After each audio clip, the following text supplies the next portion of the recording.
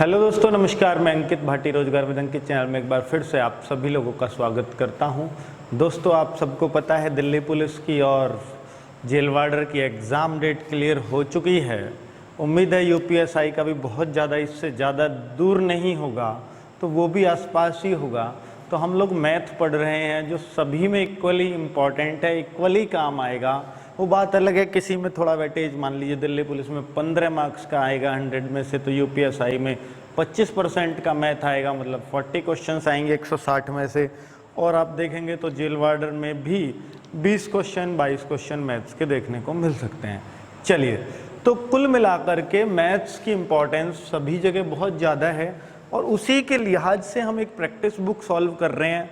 Practice book solve अब तक बहुत सारी कर भी चुके हैं।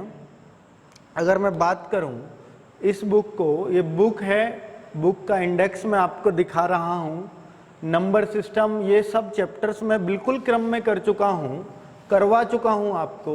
बस नहीं किया है तो सिर्फ एक चैप्टर मैंने छोड़ा है, बाद में इसको करवाऊंगा, सिंप्लीफिकेशन। ठीक है, तो अगर बात करें दोस्तों बाकी चैप्टर्स की, तो मैं आपको आयु संबंधी तक हर चैप्टर करवा चुका हूं।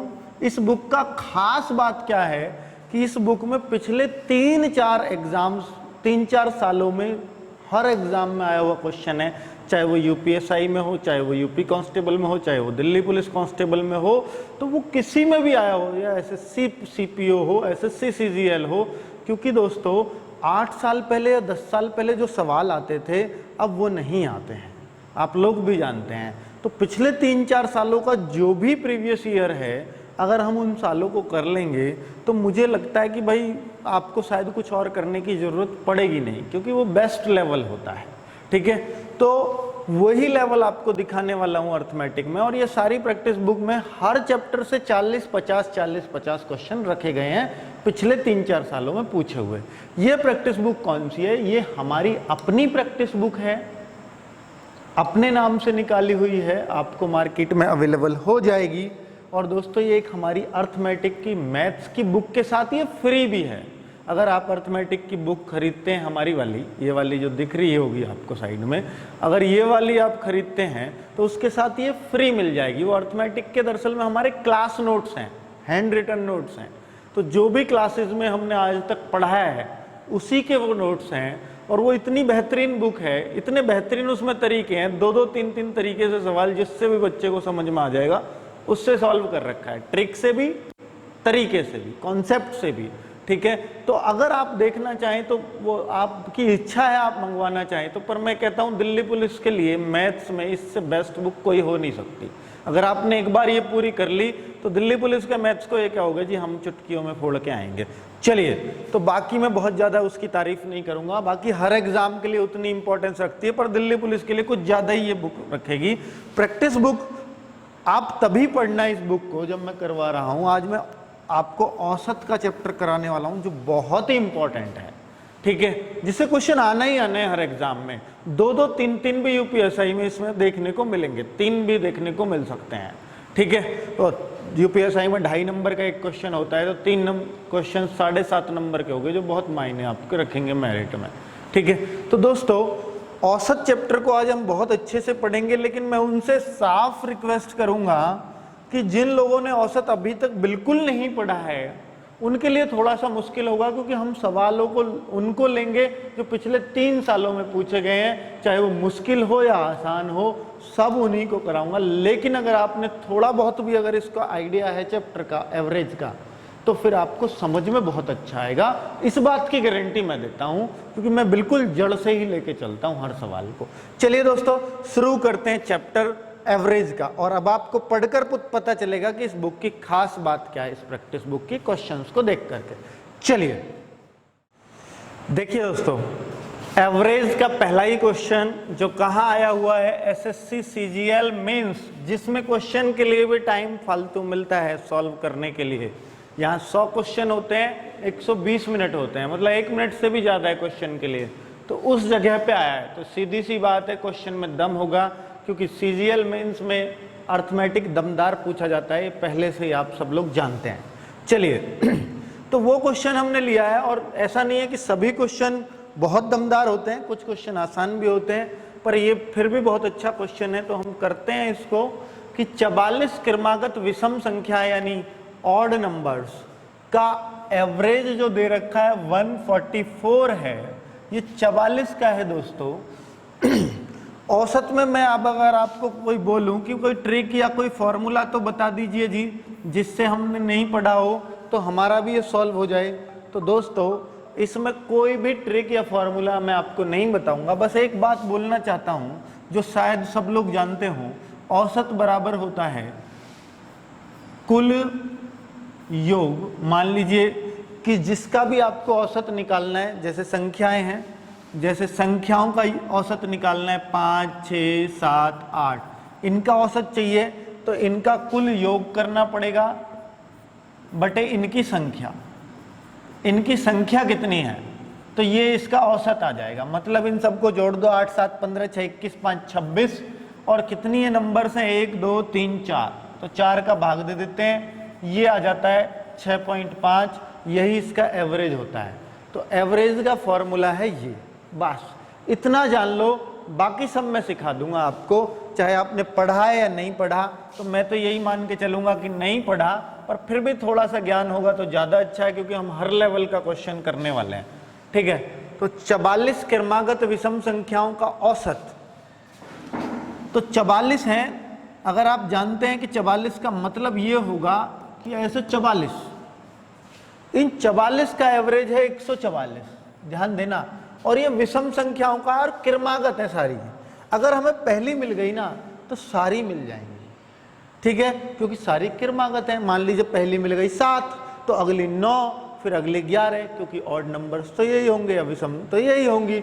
मान लो पहली मिल गई हमें 19 तो अगली 21 मिलेगी, 23 मिलेगी, पहली मिल गई 20 मिल नहीं सकती क्योंकि वो इवन नंबर है, हमें ऑड नंबर ही चाहिए, यानी विषम नंबर ही चाहिए।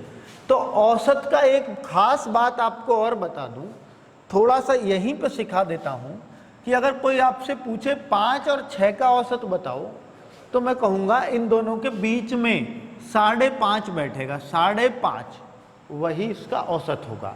और फॉर्मूले से करूं तो 5 और 6 को जोड़ दो, 2 का भाग दे दो, तब भी 5.5 ही आना है। अगर मैं बोलूं कि 5, 6 और 7 इनका एवरेज बताओ, तो आप कहोगे तीनों के बीच में बिल्कुल बीच वाली संख्या ही एवरेज होती है, तो बिल्कुल सही है। हमेशा याद रखना कि बीच वाली संख्या एवरेज होती है।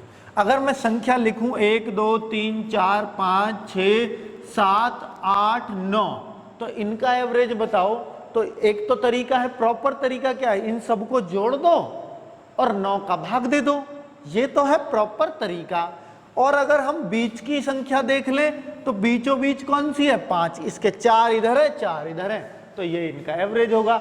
आप जोड़ लो सबको, 45 आएगा, 45 में 9 का भाग दे दोगे तब भी 5 ही आना है, ठीक है। तो कुल मिला के औसत क्या होती है, बीच वाली संख्या।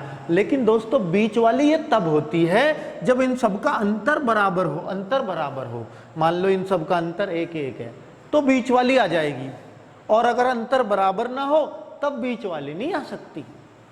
और अगर देखिए जी, अंतर तो इनका भी बराबर है, 13, मतलब ये 10 का फर्क, और यहां भी 10 का फर्क, तो इनमें सब में तीनों में 10-10 का फर्क है। क्या इनका औसत भी बीच वाली आ जाएगी, 13 आ जाएगी? हाँ आ जाएगी। आप जोड़ लो, औसत निकालने का फॉर्मूला क्या है, तीनों का जोड़ और बटे 3, देखो 13 ही आएगा, जोड़ दो सबको, 39 में 3 का भाग दिया, आया ना 13 ही। तो कभी भी याद रखना, जब भी अंतर बराबर होगा तो बीच वाली संख्या ही एवरेज होगी हमेशा, ठीक है। जब भी अंतर बराबर होगा तो बीच वाली संख्या एवरेज ही होती है।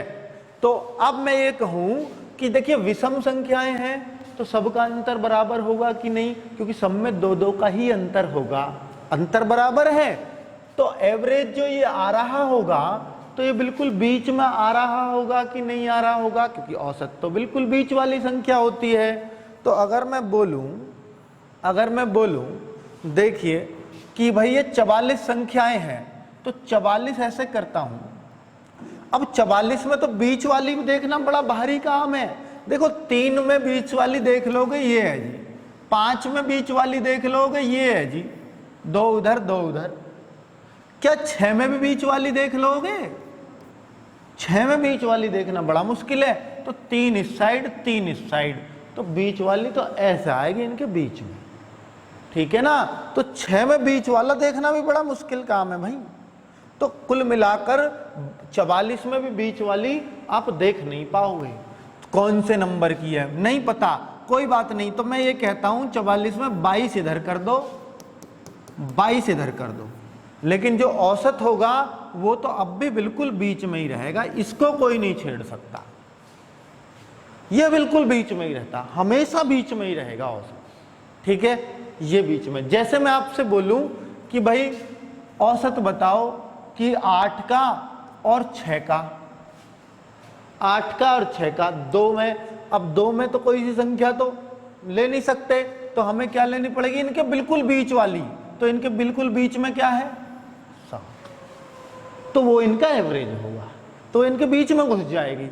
तो ऐसे 144 इनके बीच में घुस गया, ठीक है। अब आपको पता है कि अगर आपको अगली 22 चलना है, 22 इधर है 22 इधर है, तभी तो 44 बैठेंगी। और हमें कौन सी चाहिए? ऑड नंबर्स, यानी विषम संख्या।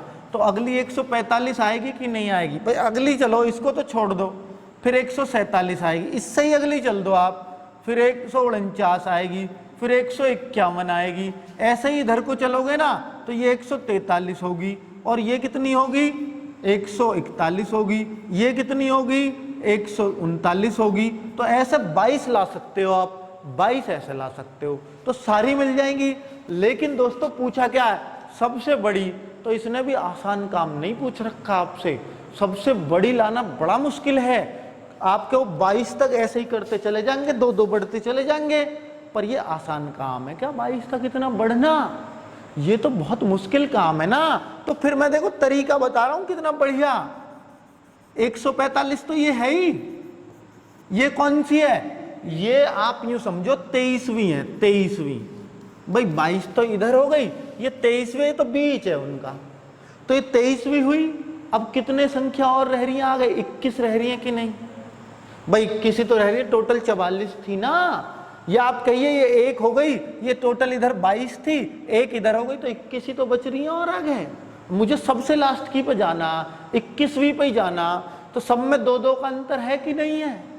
मतलब ये सब 2-2 ही तो फालतू हुई है। तो इसमें 42 में अगर जोड़ दूंगा तो मेरा उत्तर आ जाएगा कि नहीं आएगा लास्ट वाली का? बताओ भाई। 2 जोड़ूंगा तो ये आएगी, 4 जोड़ूंगा तो ये आएगी, 6 जोड़ूंगा तो ये आएगी, और मुझे चाहिए 21वीं।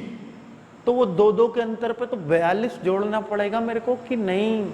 तो इसलिए हमारा आंसर 187 हो जाएगा। कुल मिलाकर के क्वेश्चन जबरदस्त है, क्योंकि इसमें टाइम भी मिलता है, 1 मिनट से ज्यादा मिलती है। क्या 1 मिनट से ज्यादा में हो जाएगा? बिल्कुल हो जाएगा, 1 मिनट से पहले ही हो जाएगा। ये मैं मुंह जवानी कर लोगे आप, समझाने में इतना टाइम लग रहा है, क्योंकि पहला सवाल है, थोड़ा ढंग से भी समझाना पड़ता है इंप्रेशन जमाने के लिए आप पर। पता नहीं कब छोड़ के भग जाओ नहीं तो। चलो ठीक है, अब अगले सवाल पे देखते हैं। अब थोड़ा सा हम सोचेंगे, अब आपको समझ आ गया होगा, औसत की बेसिक समझ मैंने पहले क्वेश्चन में बता दी आपको काफी हद तक। अब देखिए 60 छात्रों की एक कक्षा में एसएससी सीजीएल मेंस में है भी, और लेटेस्ट मेंस हुआ है, इससे बाद में नहीं हुआ कोई, ठीक है। 19वां भी लटका पड़ा था, शायद अब हो भी गया हो 20 के शुरू में, ठीक है। तो मतलब समझ लो कितने लेटेस्ट क्वेश्चन है। 60 छात्रों की एक कक्षा में 20 लड़कियों को टेस्ट में औसत 40 अंक मिले। 60 थे छात्र, 20 लड़कियां हुई, 40 लड़के बचे। तो ऐसे समझ लो 20 लड़कियों का औसत 40 है, तो 20 लड़कियों का औसत 40 है, तो 20 लड़कियों का के अंकों का योग, मुझे योग से मतलब होता अंकों का योग, वो औसत है 40। अगर मैं योग निकालूंगा ना तो ये जो औसत आता है इसमें इस संख्या की गुणा कर देते हैं जितने का भी है ये, तो 40 गुणा 20 ये योग आ जाएगा सबका। दोस्तों औसत में फिर से एक बार बता दूं कि औसत ये होता है कि किसी लड़की के ऐसा तो है नहीं कि 20 ने टेस्ट दिया कि सबके बराबर बराबर बराबर 40 आएंगे, किसी के 10 भी आएंगे, किसी के 50 भी आएंगे, किसी के 80 भी आएंगे, लेकिन जो ऑन एन एवरेज रहा वो 40 रहा, वो 40 रहा। इसका क्या मतलब है फिर? मतलब इतने नंबर हैं वो कि हर लड़की के हिस्से में 40-40 आ जाएंगे और 20 को कितने मिल जाएंगे फिर? टोटल कितने मिल जाएंगे? 40 गुना 20। जब हर लड़की के पास 40 हैं तो 20 के पास कितने हो जाएंगे? 800। ये होता औसत। ठीक है, जरूरी नहीं है कि सबके पास हो 40, पर एवरेज में आ रहे हैं सबके पास 40। अब कह रहा है लड़कों के औसत अंक कितने होंगे यदि पूरी कक्षा का औसत अंक 60 है। अब पूरी कक्षा कितने की है? अब ये देखो, जब टोटल 60 छात्र हैं, 20 लड़कियां हो गई तो 40 लड़के बचे कि नहीं? खुद बोल रहा है, खुद बोल रहा है 60 छात्र हैं तो 40 लड़के ही बचेंगे। 40 लड़कों के अंकों का योग भी बता सकते हो कि नहीं बता सकते? अरे पूरी कक्षा का पता है मेरे को, पर लड़कों का तो पूछा ही है। 40 लड़कों का औसत पूछा है भाई आपसे, तो इसको तो मैं छेड़ूंगा नहीं, इसको तो मैं छेड़ूंगा नहीं, ये तो मुझे पूछा है। लेकिन मुझे एक चीज दे रखी है। क्या दे रखी है? क्या दे रखी है? कि पूरी कक्षा का औसत 60 है। तो 60 का 60 हुआ कि नहीं हुआ? 60 का यानी इसमें कौन कौन है? लड़के भी हैं प्लस लड़की भी है, तो पूरे लड़के लड़कियों का मिला करके 60 का योग कितना बनेगा? 60 का औसत 60 ही दे रखा, तो 3600 योग बनेगा भाई। तो लड़कों के पास कितने अंक है? पूरी कक्षा के पास इतने अंक हैं, लड़कियों के पास इतने अंक हैं। अगर पूरी कक्षा में से लड़कों के घटा दूं तो लड़कियों के आ जाएंगे कि नहीं? सॉरी, लड़कों के आ जाएंगे कि नहीं? अगर लड़कियों का घटा दिया तो 40 लड़कों का योग आएगा पहले, 40 लड़कों का कुल अंक, कुल आएंगे क्योंकि हम कुल अंकों से ही तो कर रहे हैं काम को पूरा। तो 3600 माइनस 800 तो 2800 आया। लेकिन मुझे औसत चाहिए, तो जितने का है ये 40 का, एक लड़के के हिस्से में कितने आएंगे? तो उतने का भाग दे देते हैं जितने का भी ये योग होता। तो आप कहोगे 70। तो लड़कों का एवरेज तो काफी अच्छा है भाई, लड़कों का एवरेज तो 70 गया। ठीक है, तो आप ऐसे इसको कर सकते हो जमा जमा के। बाकी अगला क्वेश्चन बता देता हूं। देखिए ये क्वेश्चन बहुत जबरदस्त है, सीजीएल 2018 में पूछा गया लेटेस्ट क्वेश्चन है ये भी। एक बल्लेबाज अपने कैरियर के 25वें मैच में 100 रन बनाता है, बहुत बढ़िया है, तो उसके रन का औसत प्रति मैच 1.4 बढ़ जाता है। 25वें मैच के पहले उसका औसत क्या था? देखिए ये बहुत छोटा सा क्वेश्चन, इतना सा, ये इतना सा, अगर इसको इतने वाले तरीके से किया जाए तो बस आपको एक बेसिक समझ होनी चाहिए। वो क्या, वो मैं एक्सपेक्ट कर सकता हूं आपसे कि देखिए टोटल कितनी पारी है? 25वीं पारी। अब ये 25वीं में बनाए हैं इसने, 25वीं में, इसमें मानता हूं मैं 25वीं पारी है ये, इसमें किसी बल्लेबाज ने 100 रन बनाए हैं, 100 रन बनाए हैं भाई इस 25वीं पारी में। कितने रन? 100 रन, बहुत सही बनाया है उसने। उसके रनों का औसत अब 1.4 बढ़ गया। अब 25 इतने रन बना के बढ़ाया औसत। देखिए औसत कब बढ़ता है? पहले तो एक बल्लेबाज को समझिए, क्योंकि देखिए बेसिक समझ विकसित करना बहुत जरूरी है। मान लीजिए विराट कोहली का औसत अभी चल रहा है, मान लीजिए 63 का, ठीक है, तो विराट कोहली कल को अगर 50 बना के आउट हो जाए तो उसका औसत घटेगा या बढ़ेगा? तो आप क्या होगा? घटेगा, क्योंकि उसने अपने जितना एवरेज बनाता है हर पारी में उससे भी कम रन बनाए हैं। और मान लीजिए विराट कोहली कल को 64 बना के आउट हो जाए तो औसत बढ़ेगा या घटेगा? बढ़ेगा। वो बात अलग है, बहुत थोड़ा सा बढ़ेगा, पर बढ़ेगा। और विराट कोहली मान लीजिए 100 बना के आउट हो जाए तो औसत बढ़ना तय है। अब ये बात डिपेंड करेगी कितना बढ़ेगा, जितनी उसने पारी खेली होंगी उतने हिसाब से बढ़ेगा। मान लीजिए उसने 100 पारी खेली है और उसका 63 का था और 100 बना दिए उसने, तो 37 जो रन फालतू बनाए हैं वो 100 जगह बट जाएंगे। और जैसे मान लीजिए उसने पारी खेली होती 10, तो वो जो 63 से ऊपर 100 बनाए यानी 37 रन जो फालतू के बनाए हैं वो 10 जगह ही बटते, फिर औसत बढ़ जाता 3.7 का। और अब 100 जगह बटेगा तो 0.37 का ही फर्क पड़ेगा। पर विराट कोहली की पारी तो 200 से भी ज्यादा है, तो वो 200 जगह बटता है, इसलिए फर्क बहुत कम पड़ता है। तो बात समझ में आई कि नहीं आई? तो अब इसने तो केवल 25 ही पारी खेली है, तो ये जो 1.4 औसत बढ़ा है तो ये 25 जगह बढ़ा होगा, 25 जगह बढ़ाना पड़ेगा। 25 पारियों में बट के तब 1.4 आया एक पारी के हिस्से में। तो कुल में कितना बढ़ा होगा? तो बढ़ता वही है जो उसके औसत से फालतू होता है। तो मैं यही कहना चाह रहा हूं कि जितना भी अब बढ़ा है 25वीं पारी के बाद 1.4 बढ़ गया, तो 25वीं पारी के बाद 25वीं के बाद क्या हुआ? 1.4 कितनी जगह बढ़ा? 25 जगह बढ़ा। 25 जगह बढ़ा तो 25 चौके 100, 25 से कम 25 35। तो आप कहोगे कि भाई उसके जो 35 रन थे वो उसने 25 पारी में बांट दिए। यही तो बांटे कि नहीं? विराट कोहली ने 100 में से कितने बांटे थे? भाई उसका औसत 63 था, तो 37 ही तो बांटे थे 100 जगह। तो मैं वही तो कह रहा हूं कि यहां भी विराट कोहली है, इसने कितने बांटे? 35 बांटे, बस 35। ये पता लग गई 25 पारियों में 1.4 1.4 1.4। तो आदमी बांटता वही है, विराट कोहली से लगा ना, बांटता वही है जो उसके पास फालतू होते हैं औसत से। तो इसका मतलब इतने रन 100 में फालतू थे औसत से, इतने रन।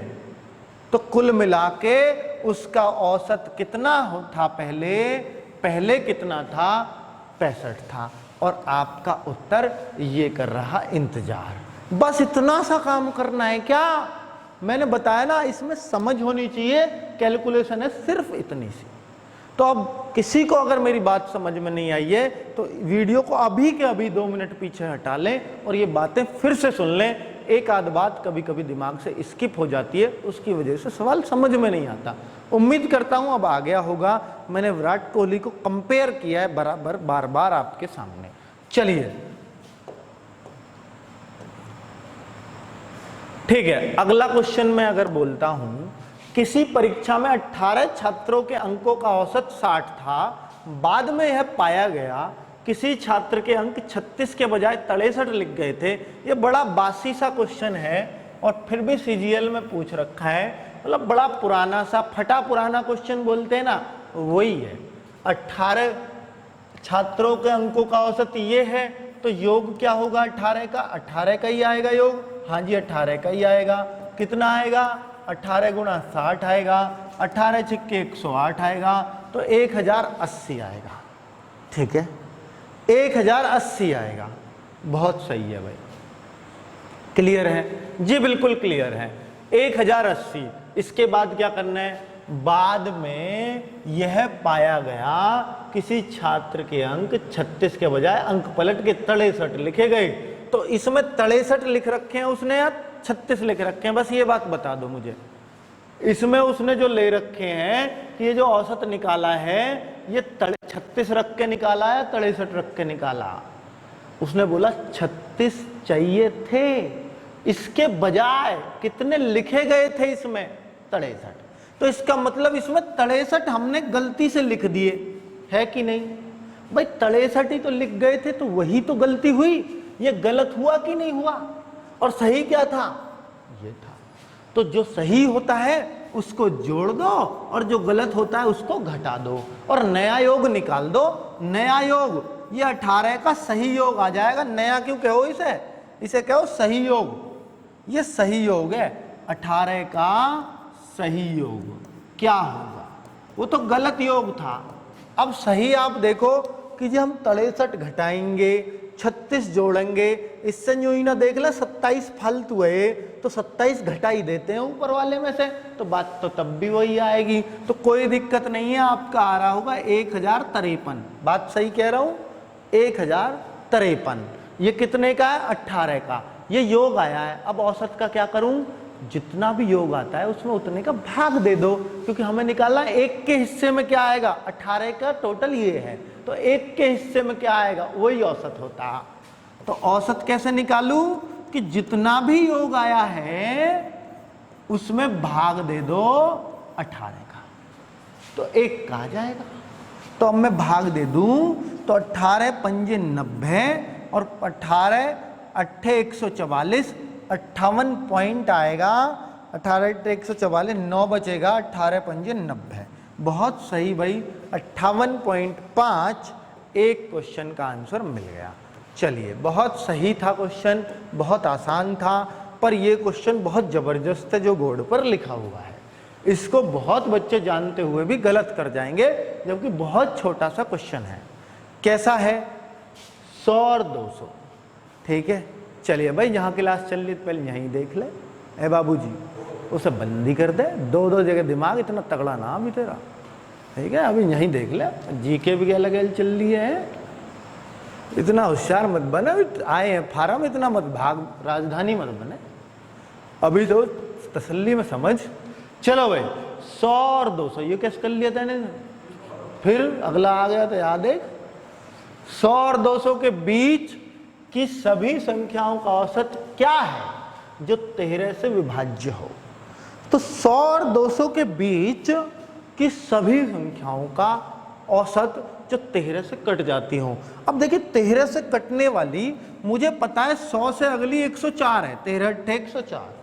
मुझे पता है इससे जो अगली कटेगी वो 13 जुड़ के कटेगी इसमें, यानी 117 कटेगी। मुझे पता है इससे जो अगली कटेगी वो 13 जुड़ के ही कटेगी। मुझे पता है एक और 13 से कटेगी, वो 13 जुड़कर ही कटेगी।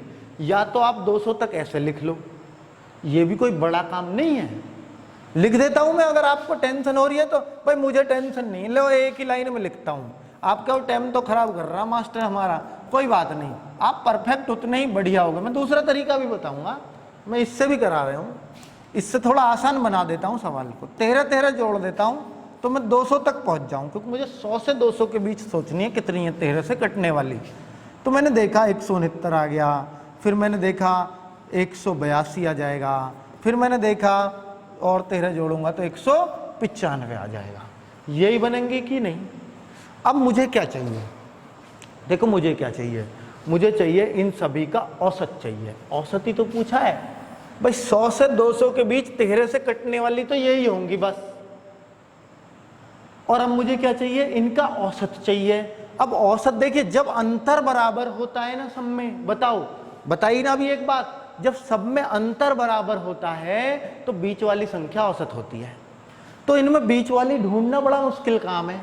बीच वाली है ये दोनों, है कि नहीं है? बताओ, बीच वाली ये दोनों हुई कि नहीं हुई? भाई ना तो ये है बीच वाली, ना ये है, ये दोनों ही हैं।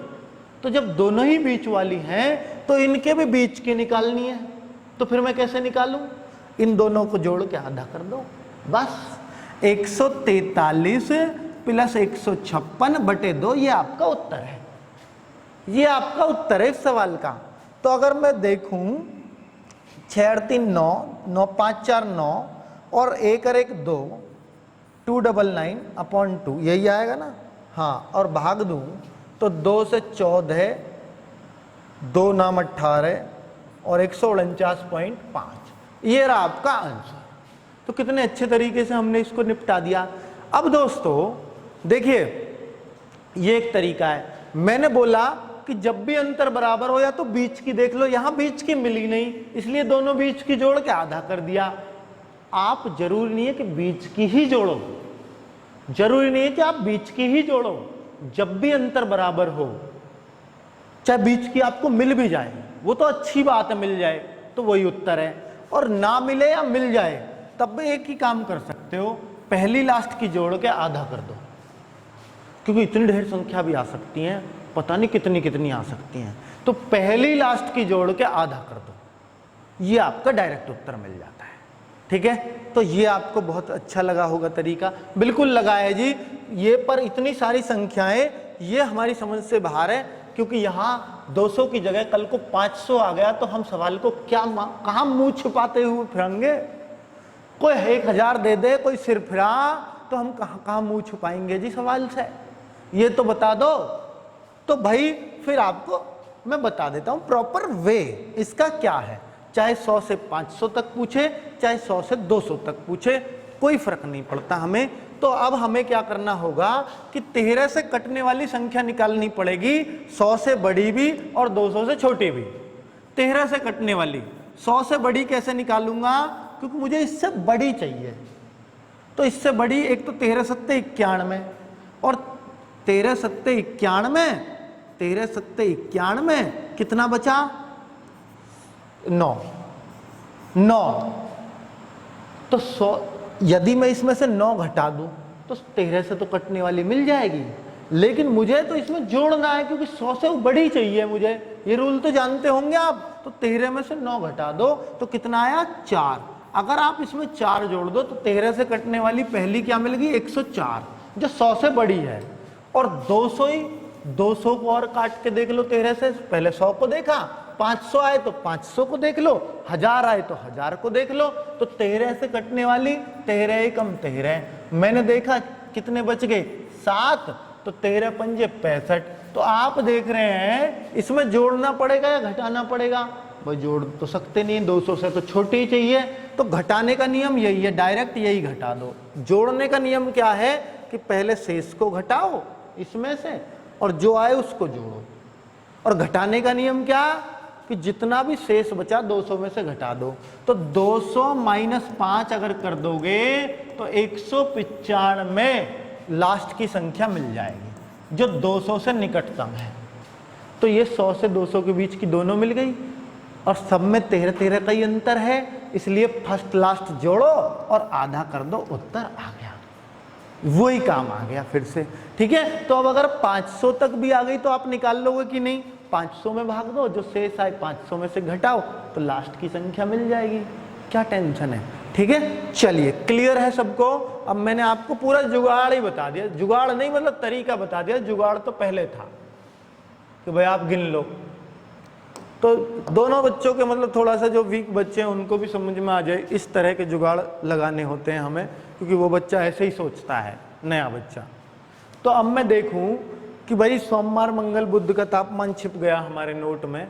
चलो भाई फिर से देख लेते हैं। 29.9 सोमवार मंगल बुध। देखिए सोमवार को मंडे लिख दो, थोड़ा सा तो अंग्रेजी बनने दो, मंडे ट्यूसडे, ठीक है, और वेडनेसडे का औसत तापमान है 29.9। ये औसत है तो इसमें 3 की गुणा मांगता है कि नहीं मांगता? बिल्कुल मांगता है। तो 3 नाम 27 और 29 30 87 और 2 89, 89.7 आएगा, ठीक है। ये आएगा 3 दिनों का कुल तापमान, टोटल टेम्परेचर, प्लस इसलिए लगाया है। अब आपको दिखाऊं आगे Tuesday plus Wednesday plus Thursday, TU और TH इसलिए लिखा क्योंकि T से 2 होते हैं, ठीक है। अब आप देखो 31.3 गुणा 3, क्योंकि ये भी 3 दिनों का है, 4 दिनों का होता गुणा 4 करता, 5 दिनों का गुणा 5। तो अगर मैं देखूं तो 93.9 ये आएगा। अब आपने एक बात नोट करी होगी, देखिए एक तो इसने दे रखा है मंडे का टेम्परेचर ये है और आपसे पूछा गया है थर्सडे का टेम्परेचर बताओ। अगर मैं एक बात बताऊं आपको कि भाई ये दोनों इसमें कॉमन आ रहे हैं कि नहीं आ रहे हैं, अगर मैं इसमें से इनको माइनस करूं तो ट्यूसडे से ट्यूसडे कट जाएगा, वेडनेसडे से वेडनेसडे कट जाएगा, ठीक है। ऐसे घटा लेते हैं, काट देते हैं ऐसे, तो बचेगा क्या? मंडे माइनस थर्सडे, यही तो बचेगा, मंडे माइनस थर्सडे। तो अगर इधर माइनस किया है तो उधर भी माइनस करना पड़ेगा कि नहीं? तो आपने देखा कि भाई ऊपर वाले में से नीचे वाला कर रहा हूं माइनस, नीचे वाला ही तो कर रहा हूं भाई, नीचे ही तो लगाया माइनस। तो उसमें से भी 89.7 में से 93.9 तो घट नहीं सकता, तो नीचे वाले में से ही ऊपर वाला घटा दूंगा तो माइनस में आएगा। 9 में से 7 गए 2 और ये आएगा टोटल आपका 4.2 माइनस के, तो माइनस का 4.2 आ गया। अब आप देखते हो कि मंडे का टेम्परेचर 27 रख दो और आपका उत्तर आ जाएगा। तो देखिए 27 माइनस थर्सडे बराबर माइनस के 4.2। और अब क्या करूं, इस 27 को जब मैं उधर ले जाऊंगा तो माइनस का थर्सडे माइनस का 4.2, तो 27 भी उधर जाके माइनस का बन जाएगा और ये 31.2 हो जाएंगे माइनस के, माइनस से माइनस कट जाएगा और थर्सडे का 31.2 बहुत ही आसानी से आ जाएगा। ये तो है प्रॉपर पढ़े लिखो वाला तरीका। क्या अनपढ़ो वाला या हिसाब लगाने वाला तरीका भी बता सकूं? हाँ बता सकूं। कैसे बताऊंगा जरा सुन लीजिए। जब भी आपको ऐसे टेम्परेचर आए तो आप देखो कि अंतर कितने का आ रहा है, तो आप देखेंगे अंतर तो देख ही लेंगे कि नहीं। तो आपने देखा 4.2 का अंतर आ रहा है। अब 4.2 मंडे का ज़्यादा है थर्सडे का ज़्यादा है, बस यूँ बता दो मुझे मंडे का ज़्यादा है थर्सडे का ज़्यादा है। तो आप देख रहे हो ट्यूसडे और वेडनेसडे यानी मंगल और बुध के तो दोनों जगह जुड़ रहे हैं, यहाँ मंडे के साथ जुड़ रहे हैं, मंगल बुध यहाँ थर्सडे के साथ जुड़ रहे हैं। भाई मंगल बुध दोनों के साथ जुड़ रहे हैं। अब मंगल बुध का मान लो 50 ही है दोनों का मिला के, तो जो 50 यहाँ था वो इसमें भी है और जो 50 यहाँ था वो इसमें भी तो है। तो फिर ये फर्क क्यों आ रहा, दोनों बराबर क्यों नहीं आ रहे? ये फर्क इन दोनों की वजह से ही तो आ रहा है। मंडे वहां मंडे जुड़ रहा है उनके साथ, यहाँ थर्सडे जुड़ रहा है। तो कौन से का ज्यादा टेम्परेचर होगा, मंडे का या थर्सडे का? भाई जिसके जुड़ने से ज्यादा आया है। भाई जब ये मंगल बुध के साथ थर्सडे जुड़ा तो इसी से ही तो ज्यादा आया। तो इसका मतलब थर्सडे का ही ज्यादा है। जितना भी ज्यादा आना ये थर्सडे का ही ज्यादा। कितना ज्यादा है? 4.2 ज्यादा। किसका ज्यादा? थर्सडे का ज्यादा।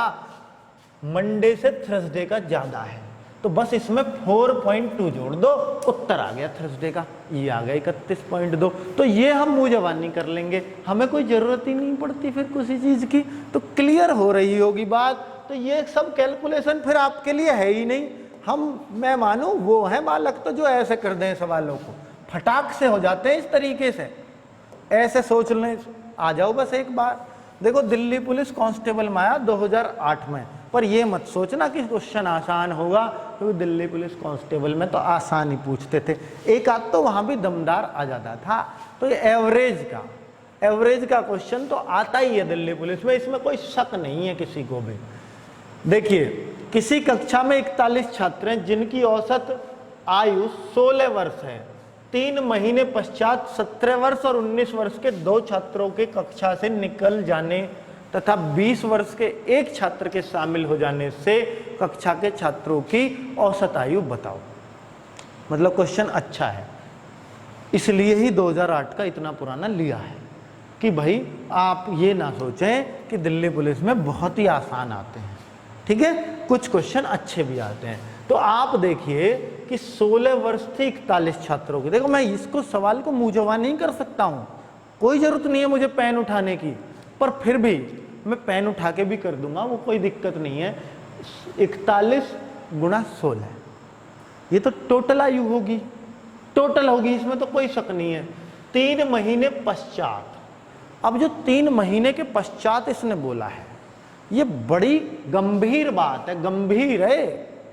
तो 17 वर्ष और 19 वर्ष के 2 छात्रों के कक्षा से निकल जाने के बाद, अब जब 2 छात्र कक्षा से निकल गए 17 और 19 के, तो आप खुद सोचना, तो कुल मिलाकर के ये कितने के गए हैं, दोनों के 36।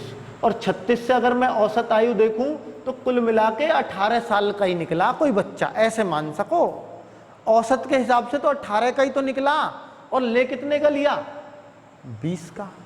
भाई 2 निकले तो भाग भी तो एक कम का होगा ना, जब एक लिया तो एक कम का भाग, उससे कोई फर्क नहीं पड़ता, औसत पे फर्क नहीं पड़ता। 2 निकाले 4 निकाले, ठीक है, 2 निकाले 1 ले लिया।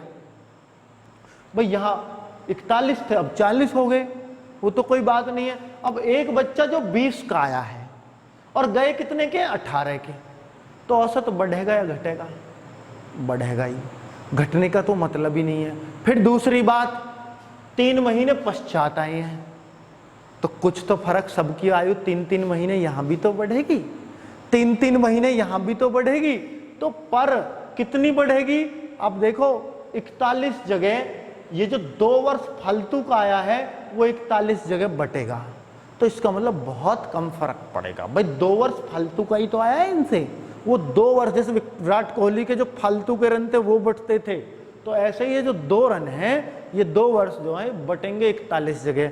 फिर वो 3 महीने के हिस्से में, मतलब सबके में 3 महीना एक्स्ट्रा, औसत में भी 3 महीना एक्स्ट्रा जुड़ जाएगा। 3 महीना तो आपका कितना साल होता है, 1/4 साल होता है बस, ठीक है। 0.25 और बढ़ जाएगा औसत, 0.25 उसकी वजह से और 2/41 इसकी वजह से, तो कुल मिला के 16 से ऊपर जाएगी बात या घटेगी, ऊपर ही जाएगी, घटने का तो मतलब नहीं है। अब देखो ऑप्शन देख लो आप, ना तो 16 हो सकता है, ना 16 वर्ष से कम, 20 वर्ष बहुत ज्यादा हो जाएगा, 17 और 16 के बीच में ही रहेगी। तो 16 और 20 से 16 से अधिक और 20 से कम ऑप्शन से बहुत आसानी से लगाया जा सकता है। ये मूजवानी ही मेथड था, दरअसल में मूजवानी करने के लिए ही आया था सवाल। ठीक है, अगर मैं एग्जैक्ट निकालने लगूंगा तो एग्जैक्ट भी निकल के आ जाएगी, पर उसमें हो सकता है आप लोग परेशान हो जाओ। चलिए, बाकी ऑप्शन से पता लग रहा है कि ये सवाल इसीलिए ही पूछा गया होगा। चलिए, एक छात्र के अंक 68 के बजाय 88 के रूप में दर्ज हो गए, इस कारण कक्षा के औसत अंक 0.5 बढ़ गए। तो देखिए, जब 68 के बजाय 88 होंगे तो बढ़ना तो था ही। अब देखो कितने बढ़ गए, अब देखो 20 उसने बढ़ाए, 68 के बजाय 88 तो मतलब 20 बढ़ गए। अब वो 0.5 उसकी वजह से औसत पे कितना फर्क पड़ा, 0.5। तो मैं 20 को कितनी जगह बांटूं जो आधा ही बढ़े, 0.5 का मतलब आधा ही बढ़े। तो 20 को कितनी जगह बांटना चाहिए, मान लो 20 रुपया को कितनी जगह बांटो जो 50 पैसा आए हर किसी के हिस्सा में। ये मतलब है इस बात का, आधे का मतलब है 50 पैसा आए हर किसी के हिस्सा में। तो 20 रुपया को कितनी जगह बांट देना चाहिए, 40 जगह बांट दो, 50 पैसा आएंगे हर किसी के हिस्से में। तो वो 40 लोग होंगे जो 20 को बंटने पे आधा आधा बढ़ पा रहे होंगे। बस ऐसे सोचना रहता। मुंह जवानी सोचो तो सही, आप कितने आसानी से आप कर पाओगे। यूपी कांस्टेबल 2019-49 568 भर्ती में पूछा गया है। तो इस कारण कक्षा का औसत 0.5 बढ़ा। फिर से समझा रहा हूं, 68 के बजाय 88 हुआ, 20 ही तो बढ़ा। अब अगर 20 बढ़ता है, 20 बढ़ता है और कह रहा है हर किसी का 0.5 बढ़ा, हर किसी को 50 पैसे मिले, 20 रुपया में से हर किसी को 50-50 पैसा मिला, तो कितने लोग होंगे जो 20 में से हर किसी को 0.5 आया होगा। तो 20 में या तो 0.5 का भाग दे दो, तो भी वही बात है कि जितने तो संख्या बढ़ी है और जितना औसत बढ़ा, दोनों बढ़त का भाग कर दो तो संख्या आ जाती है। कभी भी संख्या निकालनी हो, टोटल किसी की भी स्टूडेंट की या और किसी की, तो जितनी टोटल बढ़त है और बटे औसत में बढ़त, दोनों का भाग दे दो, आपका उत्तर तैयार मिलेगा, तैयार। अब आगे आपको ऐसा भी नहीं सोचना, एक ट्रिक भी मिल गई। चलिए, तो अगले सवाल की बात करूं क्या, 9वां सवाल देखिए जरा। आज 10 ही लेंगे क्योंकि पहला वीडियो है तो अच्छे से समझ आना चाहिए। एक दो सवाल हो सकता है आप लोग अटक रहे हो या कम समझ में आए हो, तो दोस्तों उसकी चिंता मत करना, क्योंकि पहले आपको CGL लेवल के सवाल करा दिए, आगे और आसान आएंगे, तो उसकी टेंशन आप मत लिए करो। अगली वीडियो में जबरदस्त क्वेश्चन आपको कराऊंगा, ठीक है। चलिए, जबरदस्त तो ये भी थे क्योंकि सभी एग्जाम्स में आए हुए हैं और लेटेस्ट UPSI में आया हुआ है। देखिए, 20 पुरुषों का औसत वजन 32 किलोग्राम है। जब 2 पुरुष A और B शामिल किए जाएं, ध्यान देना, 20 पुरुष थे तो 32 था, तो कुल मिला के 640 हो गया। कितने का है ये, 20 का। 20 का योग कितना हो गया, 640। ये वजन का योग है 20 का। अब 2 पुरुष और शामिल कर लिए तो 22 का योग। 22 का योग कैसे निकालूं, 2 शामिल कर लिए तो औसत वजन 34 हो गया। अब 34 यानी 22 गुना 34, 22 चौक 88, 22 तिया 66 और 8 74, 748। ठीक है, तो 748, ये 22 का है, ये 20 का है। ठीक है, अब जो 22 में 2 लोग ही तो हैं, कौन कौन है, A और B, यही तो आए हैं। 22 किसकी वजह से हुए, A और B, बाकी 20 तो यही थे पहले। तो A और B का आ जाएगा, इसमें से इसको घटा दूं तो A प्लस B का योग आ जाएगा, दोनों का योग ही तो आएगा। कितना आएगा, 748 माइनस 640। तो आपने देखा 108 किलो के कौन है, A और B दोनों मिलाकर, और इनमें कौन, B का अकेले का 40 है, तो A कितने का होएगा, 40 घटा दो, A का वजन आ जाएगा माइनस 40 करो जरा, तो 68 किलो किसका वजन आ गया, ये A का। कितनी आसानी से आ गया। तो भाई बहुत ही आराम से, दोनों का योग 108 किलो, एक का पता है हमें कितना है, दूसरे का इसमें से घटा दो, दूसरे का आ जाएगा। तो इतना आसान क्वेश्चन भी देखो UPSI में, आपको लग रहा होगा UPSI के तो भयंकर आए, अरे कुछ भयंकर नहीं होता भैया, अगला भी ले लो, अगला भी ले लो, औसत में कुछ भयंकर है ही नहीं अगर आपने इसको समझ लिया तो। इस चैप्टर को एक आध क्वेश्चन जरूर ऐसा होता है जो बच्चों को परेशान करता है, पर अगर प्रैक्टिस कर ली तो वो भी नहीं करेगा परेशान। देखिए, एक कक्षा में लड़कियों का औसत वजन 15 किलोग्राम है, लड़कों का औसत वजन 30 किलोग्राम है, लड़कों और लड़कियों दोनों का एक साथ औसत वजन 25 किलोग्राम है। बताओ इस सवाल में है क्या कुछ?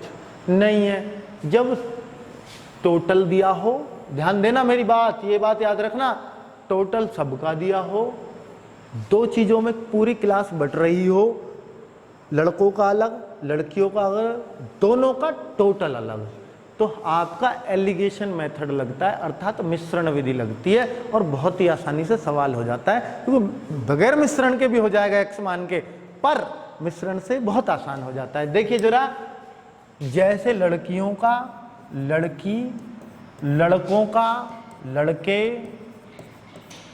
लड़कियों का कितना है जी? लड़कियों का कितना है? 15 किलोग्राम। लड़कों का कितना है? 30 किलोग्राम। और लड़कों और लड़कियों का एक साथ कितना है? 25 किलोग्राम। तो हम क्या करें? ऐसे कर दें, यही तो एलिगेशन मेथड है। तो हमने देखा ये 10 और ये 5, तो रेशो कितना आया कि लड़कों 1:2। इसका मतलब लड़की एक हिस्से में और लड़के 2 हिस्से में, लड़के लड़कियों से दुगने हैं, यही तो मतलब हुआ। लड़की से लड़के दुगनी संख्या में है, ये संख्या आ गई है। और देखो, लड़कों की संख्या अगर 12 है तो 2 रेशो का मान 12 आ गया, 2 रेशो बराबर 12। तो लड़की की संख्या अगर पूछेगा तो 1 रेशो बता दो कितने का हो गया, क्योंकि 1 रेशो ही तो लड़की है। लड़की का कितना रेशो है? 1।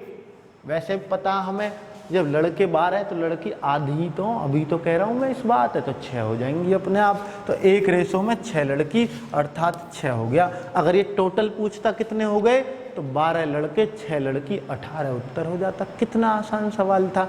चलिए, तो देखिए यूपीएसआई में, बताओ ये वहां पूछने लायक थे, पर कोई बात नहीं, ऐसे ही तो सवाल हमारा मेंटेनेंस बनाते हैं, वहां खुश हो जाते हैं हम, टाइम लगा के, अरे टाइम से पहले हो गया, यूपीएसआई का निकाल दिया, ऐसे लगता फिर।